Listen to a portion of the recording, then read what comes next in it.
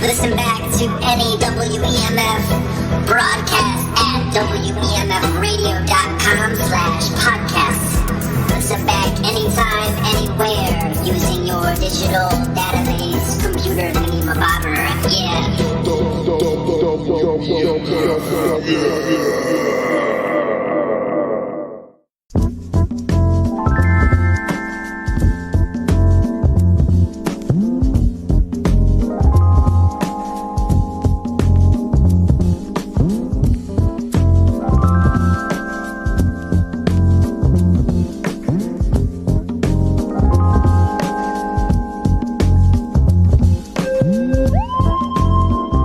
Welcome back, everybody.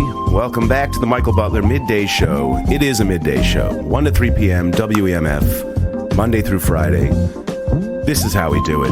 And that's in the key of F, by the way.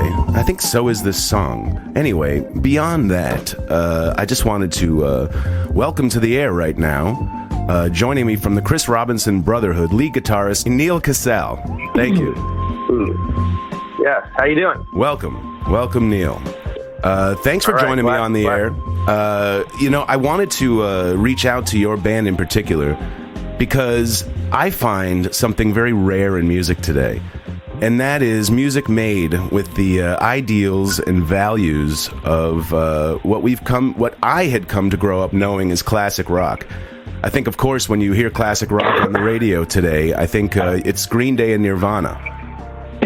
But yeah, that's a funny notion. Yeah, right. It's time as a way of ticking, and that's true. It ticks on us all. But I do feel though, out of all the bands, and now you guys play in a scene, of course, like in today's music scene, those who are moving away from like the pop aesthetic and building like towards like recapturing some of these musical values from, let's say, the 70s. As a way of just sort of dealing with like the equipment involved and the sounds involved. As they move back, they're rediscovering the funk, they're rediscovering soul. There are a lot of big outfits and blues and soul coming together, and people who are doing classic music that way. But there's really such a rare amount of bands who are like diving into like music that even sounds like Traffic. You know what I mean? Like these like just rock open-ended rock songs that are that are even like longer than 6 minutes in length. You know what I mean? Right. I do know what you mean. Well, yeah. I mean, this is something that we've, like, all of us in our separate bands have always done versions of, actually. So most of us have never really left that, As you know, Chris has always kind of dealt in that kind of music because he's always believed in it. If you followed, my much more obscure career at all, you would also see traces of that. And it's true for the rest of the guys, too. So, for us, it's a genuine thing. We don't think of it as doing anything retro particularly or, right. Or don't even really compare it against anything else. It's just, that's what we do. There isn't really, and we're not, we're not playing dress up either. It's not just strutting around in bell bottoms because we think it's cool. It's right. Like the music itself and the values that, infuse it, and just, the DNA of the whole thing, the genetic makeup is just something that we feel is sound and will stand the test of time. It'll age well, and it'll be there for you when you need it. So we're doing what we've always done in a way. But, with this group, we've been able to kind of pool all of our talents and ideas into something bigger than we could have imagined. So it's not, it's not a fashion thing. We're not really trying to get anywhere with it. We're just doing what we actually feel. Yeah, I can dig that. And it's like when you put it all together, it works. And, and like I said, it's almost as if like, the instrumentation of what made rock and roll, went through a very, once we hit like 1980 and the advent of like, synthesizers and everyone's playing with them and it changes, the popular sound into, something more synthesized, like, new wave music and that era. Mm-hmm. And, rock and roll has gone through a lot of changes over the years. But you know, it does come back. I feel like you know, people do need to pick up from where, you know, like that particular genre left off and work with the root of it. Now I do hear you guys experimenting, and I love those things. Like I ended up playing like a quick like one of the passing, it's like almost like one of those, what do they call those? I'm blanking on the term for like an interlude between songs, you know what I mean? It's like, Oh yeah, we do things like that, yeah. Right, and like some of those are more like progressive than what people might think by hearing me describe them as, you know, simply you know, something that's, you know, retro. It's not. It's taking those ideals and moving forward with them. I guess, yeah. I mean, I'm not sure. I don't know if we're moving. I don't know what we're doing exactly. I know that we're not blatantly imitating other people, though, like we're accused of sometimes. That's actually not true. Our influences are much more diverse than that, and I think it turns into something more interesting in our hands. And also, we're song people. You know, our intent. You know, with all the interlude kind of stuff and being a part of the jam scene as we are, you know, known. But for all of that, though, we're song people. You know, we're into the Everly Brothers. We're just listening to Gene Clark. We're into songwriting stuff. You know, melodies and harmony is where we live ultimately. So I don't know what I was saying. Yeah, Whatever. no, but I get that. You? Yeah, no, I absolutely get that. I mean, and I think that is something that, you know, because I represent the jam scene as well. Like, you know, I come from, you know, like I helped put, was the first keyboard player in the band Lettuce, you know what I mean? And that started cool. 20 years ago. So, I mean, you know, over that time, we've seen, you know, the scene change and all that. But one thing that I've been, you know, that took me out of Lettuce, as well as, you know, like made me want to find my own road is exactly what you just said. It's the songs, you know what I mean? It's like, it's the idea that, I do.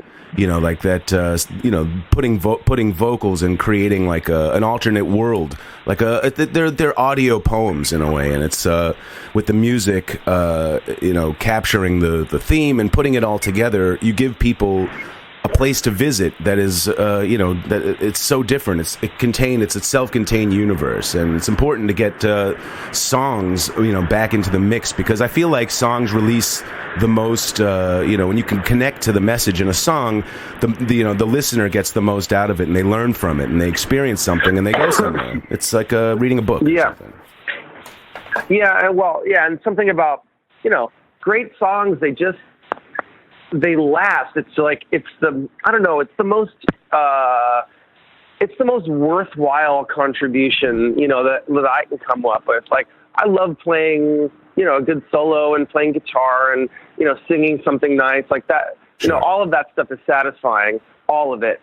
But there's nothing better, there's nothing stronger than when you feel you've written an excellent song and you can go out and play that for people, and you can go out and play for them, you know, year after year. That's when I feel like I've kind of done something. Right. And I think I know Chris feels that way, because he's so serious about his songwriting, his lyrics and stuff. And you know, that's just like when you get into this stuff deeply, music like we are here. Mm-hmm. You come up against that. I mean, you know, you're gonna discover. I mean, unless you're like purely an instrumentalist or something in a different world, but if you're in our trade here, you know, it won't take long before you come up against the fact that songwriting is where it's at. Whether you're in the jam scene or the folk scene or the metal scene, whatever it is, you know, you got to have songs to play if you're going to laugh. So that's really what we're up to around here. The rest of the instrumental things that we aspire to come from our collective love of jazz music, blues, funk, soul music, R&B, you know, just experimental, super out there stuff. And we try our hand at all of it. And sometimes, you know, we fall down, you know, but we dust ourselves off and we come up with some good stuff. And it's better to do that than to just play it safe. I mean, there's really no reason for us to do that anymore, because we're not tethered to anything other than, you know, what we're into. We're not trying to, it isn't about selling tons of records, you know, all that stuff. It's about writing your own music. It's about writing, you know, authentically who you are, you know, capturing. And it's about writing your story, really, at this point, in our ages and stuff. You know, there's just there's a bigger picture at work here. And, you know, and that's what we're after. It's something a little deeper, more poetic, more long-lasting, more rooted, really. And I don't mean roots music. I mean just like finding. It's just finding it's an identity thing. It's just feeling like you're planting a real seed, something authentic, something that something just with substance. That's all. Right. You know it when it happens, like that. You know, like when you've written it, it's like, yeah, this feels stable. This is the rootedness you're talking about. This feels real to me. And it's ineffable. Really, ultimately, it's like everything I'm trying to explain. It's, you know, when you come across the real thing, you just know it and you feel it, and people are instantly drawn to it and they want to stick with it. You know, and we're just like. Our intent is just to move towards things like that. Yeah, while we're in the neighborhood of you know, putting this stuff together, and the difference between an interlude, an exploration, or like, you know, putting a song like a, you know, that, you know, with a full, you know, form and everything that, you know, reflects, like with the verse, chorus, you know, yada, you put it together, it's a song. I know when I've met Chris before, and the one thing I didn't get to speak with him too long, but you know, the one thing we were able to determine was that you know, we were both very into collecting records. And, you know, and that's kind of something, it's the art of making a good record as well, is having like a balance of tunes and a couple like risky tracks, and then maybe like an interlude here and something there. The more records you listen to over time, you find that, you know, the art of putting that together includes a lot of, you can't just do the same thing through the same thing. There's an art to it. Yeah, that's right. Yeah, you got it. You know, you said it well. And we're all, you know, we study that stuff so much. Right. We're just going for it, you know, like, we collect vinyl. Our bus is always full of records. Everyone's always coming up with something, you know, they come in and go, you know, listen to this, man. And, you know, we all gather around and listen to something that's just blowing our minds. And, you know, you just have to like aspire to your own version of that depth. You know what I mean? You like really going for something good, rather than just standing up there and doing something mediocre. I mean, I don't know. I've been making records a long time. I've made my share of mediocre music. I think everybody has. Right on. You know, yeah, you're not always great, you know, but I've done enough to know the difference between like what's okay, what's pretty good, and when you're really in it, you know. And it takes a little extra effort to really like kind of get to the soul, get to the source of something. Right. And like that's just where we are trying to put ourselves all the time, is like live in that place. You know? That's the noblest ambition. Let's get into the you know, your background a little bit. I mean, I noticed here that something that jumped off the page. I believe you've done like in addition to lots of session work and you know, being in people's touring bands, you have 10 solo albums. Do I have that number correct, or are there a couple more missing here? No, that's about right. I think somewhere around there. Yeah. I mean, yes. I mean, call it whatever it is. I mean, you feel, you know, whether it is or that or another thing, it shows you to be a prolific writer. And the one thing that I noticed when I was reading it up on the Brotherhood a little bit was that it would seem to me that it's the combination of like that you and Chris are the you know, the focal point of where the songwriting comes or starts from. And then, you know, I'm sure it all, like, I haven't gone through your tracks and just seen where the credits go, but the two of you coming together has a lot to do with the sound, is my impression. It has a lot to do with the songs, for sure. Right. You know, Chris knew, when we started the band, excuse me, he knew that I was a songwriter and had been doing it for a long time, had made all of those records. You know, I started all my own albums in the 90s and into the next century. And I did that, I don't know, in relative obscurity. I was just driven to do it. I don't know. I really wanted to know how to write songs. I was driven to finish records and do them. I did a lot of them. was an incredible outpouring of energy that kind of blows me away now that I look at it. But Right. yes, Chris saw me as a songwriter and, thought I could be a good partner for him. And he turned out to be right, because we're into so many of the same things, a lot in common. And, he writes plenty of songs all by himself, but he has a lot more that aren't quite finished and he wants input on. So I Right. discovered for the first time in my life that I could co-write with someone. I never had really done it, but with him, it's really a breeze. We have a great rapport and we do a lot of it.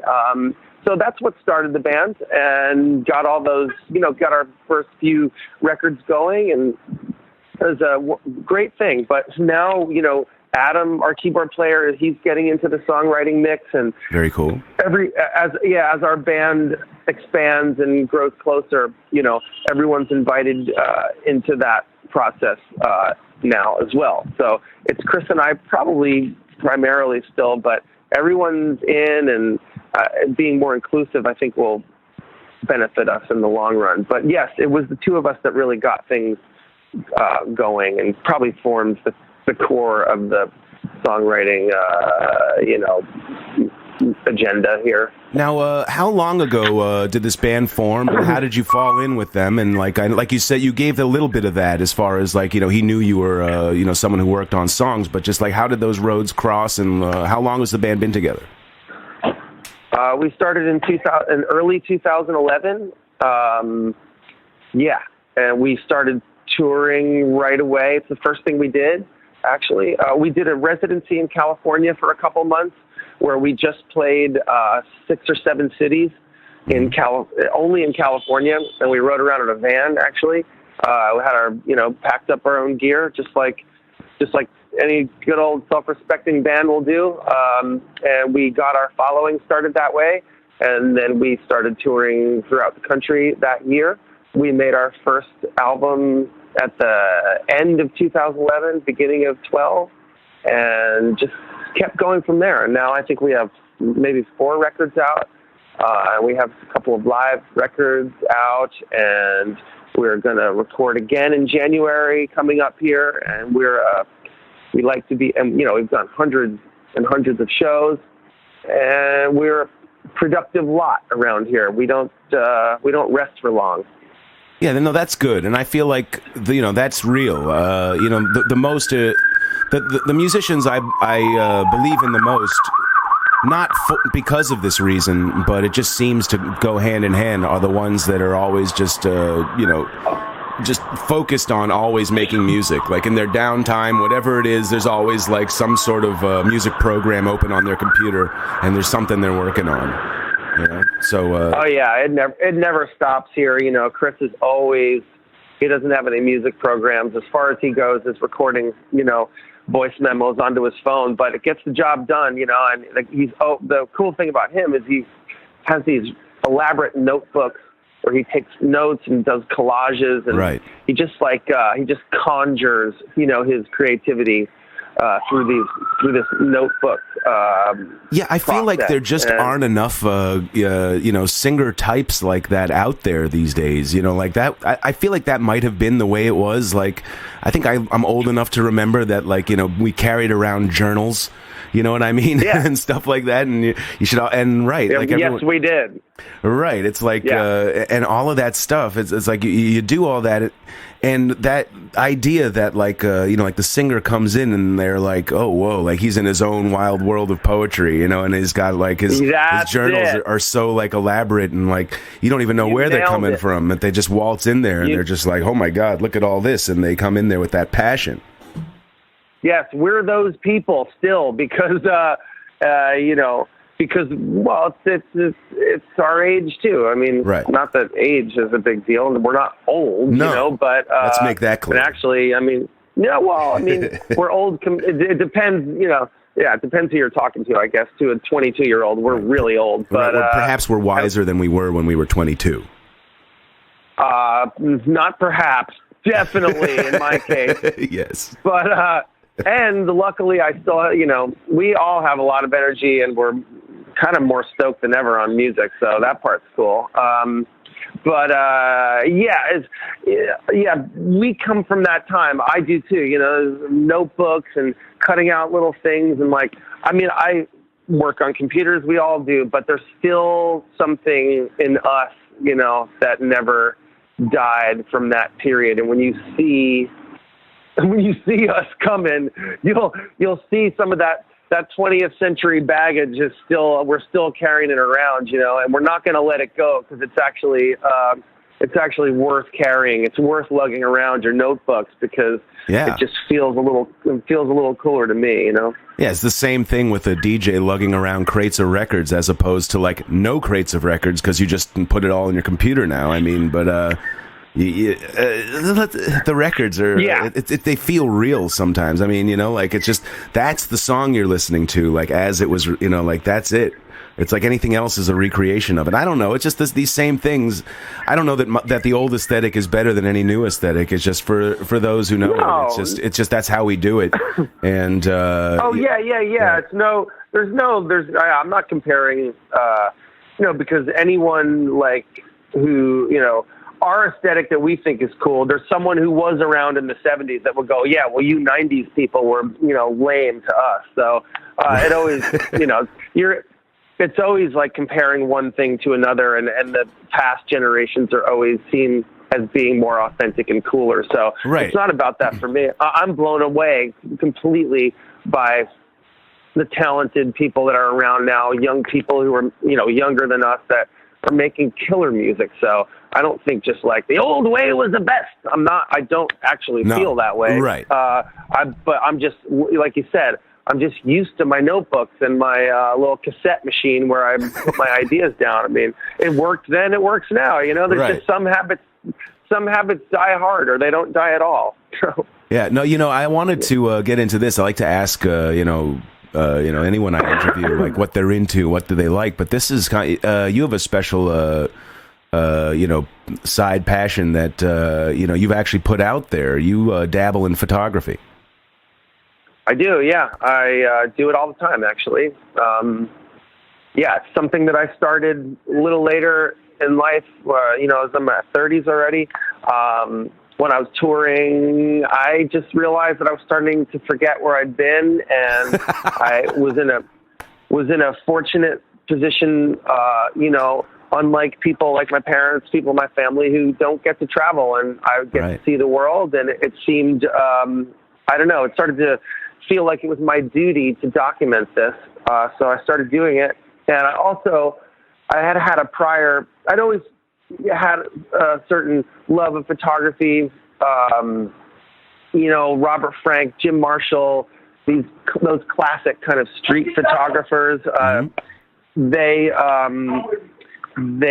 always meant something to me. And I don't know, something happened where I just felt like I could do that, and I started just trying to do it, and it just turned into it's just another part of the art, it's another arm of the appendage of the artistic life. I mean, it's really cool for me to play guitar and take photographs at the same time. I mean, before that, it was only playing guitar. Now I'm playing guitar and playing a camera. It's pretty cool, and you can do it. And you can do it all at the same time, and you can be writing a song, a good song, and taking a good picture simultaneously. And I find that to be a very interesting thing. So I pursue it. Photography is very musical in the sense that, obviously all albums have some sort of art on the front or picture, or even if it's like the view from a train, it's like that can tell you a song. You know what I mean? Yes, it certainly can. Sorry about that. No, that's all right. Back there. I just brought you down a little. The best Western van backing up. That's what that is. That's what that is. Photography is great. It's a beautiful medium. It's weird to see, where it's at now. God, it's changed so quickly. With digital, the overwhelming digital culture that we have in front of us, but I'm still interested, Yeah, well, I wanted to mention that you have a book out there of some pictures you took while on the road with Ryan Adams and the Cardinals. It's called That's right, It's called A View of Other Windows, and I believe it would be available anywhere particular, or just Amazon will do. I think Amazon will do. I don't think there may be very few copies around of that book now. Not because it sold well, just because they're kind of disappearing. But I think Amazon would be good. The publisher was Abrams Image, a very great publishing company. So I think looking on Amazon, you can get it very inexpensively, and it's actually a pretty good book, So thanks for remembering it. No, I mean that's that looked like to me the most significant of all, like joining up with someone else's outfit for a significant length of time that you had, like you were a cardinal for and I don't mean the St. Louis variety. You were a cardinal for about what was it, like 5-6 years, something like that? Yeah, maybe 4 years, something like that. Yeah, it was great time. I mean, Ryan, geez, he's just an astounding talent. Those were great years for me working with him and that band. We made a lot of great music, played a lot of great shows, and I can't say enough about that. You're kind of blessed working with two in a time where I don't find them to be like a commodity that's that we have too much of. In fact, there's just not enough of them. Where there's just like these very talented singer songwriter types. You seem to be very blessed in the sense that you're getting to work with two real masters of that craft. Well, and three. I mean, I work with Todd Snyder too. Okay. If you know anything about this. You know anything about that guy's songs? I mean, it's a pretty mind-blowing body of work to dig into. So yes, I'm very lucky to work with these people, and Chris was a huge influence on me. 25, 26 years ago. Sure. Now, I sang Hard to Handle in a band I was in. I covered cool. it. Yeah. Yeah. Oh, and of course, I don't really play guitar very well. So, but one of a simple thing to do with the E chord, sliding that around on "She Talks to Angels," you can pick up that and play the intro, and people think you're cool. At least that was a trick in the '90s that I pulled. Yeah. Well, they were a cool band. They were pointing the way towards a lot of good stuff for people who were paying attention. I was into it back then. And it's cool to work with him now. It's an honor to be working with him, writing songs, and be in this position. So it's you're right. I'm blessed, I guess is the word. Yeah. Fortunate, whatever it is. It's good. I'm in a good place, and there you go. Yeah. No, the most meaningful thing I feel like the Black Crowes did for me was when they moved into their next album, the one that after the one that broke them. And they evolved their sound when I heard Remedy for the first time, and they brought the electric piano back for me, like into mainstream music. I was like, thank you. That was like the biggest thing. It gave me chills, and I always they had a lifelong fan in me after that. Just having decided to give the electric piano a prominent role in a popular song was something that I couldn't even I still can't even put it to words. It meant a lot to me at the time. Yeah, me too. They were cool. They were a damn cool band, for sure. Well, once again, we're talking with Neal Casal. He's the lead guitar player for the Chris Robinson Brotherhood. They play tonight and tomorrow at the Paradise Rock Club in Boston. You gotta go check them out. I'm gonna be there tonight. I'm gonna play a song called Narcissus Soaking Wet. Do I have that right? You got it right. I mean, I think that's amazing. And there's like one thing I noticed about most of these songs that I see on the album is that they have that good length, like a good solid 7-minute tune you're leading off with. And I love that. Yeah, we don't really think about that. It just sort of happens. We have these ideas, and they take a while to unfold. Right, but I do radio, and it just so happens that the music that I like is all basically longer than 6 minutes a tune. You know what I mean? And then, like, that becomes an issue when it comes to people saying, you got to go boom, boom, boom, boom, boom. And I'm like, I'm just going to go boom. And then, like, you may go boom 4 times, and I'll do it twice, and that'll be a music block, or whatever you want to call it. I'm going to play the longer songs because I feel like You know, sometimes 3.5 minutes isn't enough time to lose yourself in a tune. You need to sort of like dwell in it for a little while, especially if you're enjoying yourself. Oh yeah. But 7 minutes goes by. It goes by quickly for me. Yeah, like you said, especially if you're digging it. If you're not, you know, it's a nightmare. But we're trying to make good music. No, absolutely. Yeah. Well, I just want to thank you for calling in, and I'm looking forward to seeing the show later. Oh, thank you so much for having me, and yeah, see you later tonight. Let's hang out. All right, I'm down. Neal Casal, ladies and gentlemen, Chris Robinson Brotherhood at the Paradise Rock Club tonight and tomorrow. See you there. Here's Narcissus Soaking Wet, and we'll be right back. Hello, musicians. If you want a rehearsal space in Boston, Cambridge, Ulster, or Brighton, check out the Sound Museum, our premier community of musicians growing every day. We will not be undersold. For info, contact soundmuseum.net or call 617-775-4009. Again, that's soundmuseum.net or call 617-775-4009. At the Sound Museum, you play as loud as you want.